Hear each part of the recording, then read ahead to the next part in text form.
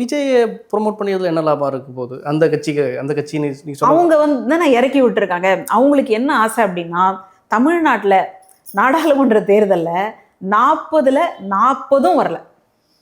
தமிழ்நாட்டை பொறுத்த வரைக்கும் இதான் நிலைமை, பாண்டிச்சேரியிலும் இதான் நிலைமை. அப்போ இந்த சூழலில் நம்ம எங்கேயாவது நம்மளுடைய காலை வச்சிட மாட்டோமா?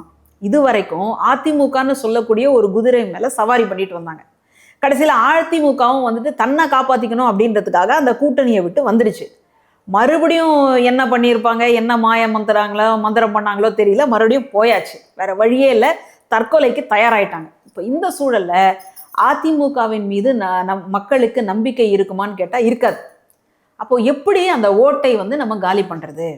அதிமுகவுக்குன்னு ஒரு ஓட்டு சதவீதம் இருக்குது. அது யாரை வச்சு அப்படின்னா, புரட்சி தலைவர் எம்ஜிஆர். இன்றைக்கி கூட நீங்கள் கிராமப்புறங்களில் தாராளமாக ஒரு 100 ரூபாய் 200 ரூபாய் எடுத்து நீட்டினீங்கன்னா வாழ்க எம்ஜிஆர்னுவாங்க.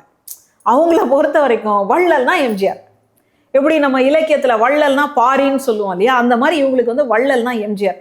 அதனால் அந்த எம்ஜிஆருடைய முகத்தை வச்சு தான் அந்த ரெட்டலையை பார்த்த உடனே நம்ம தலைவண்டா அப்படின்னு அவங்க குத்திட்டு போவாங்க.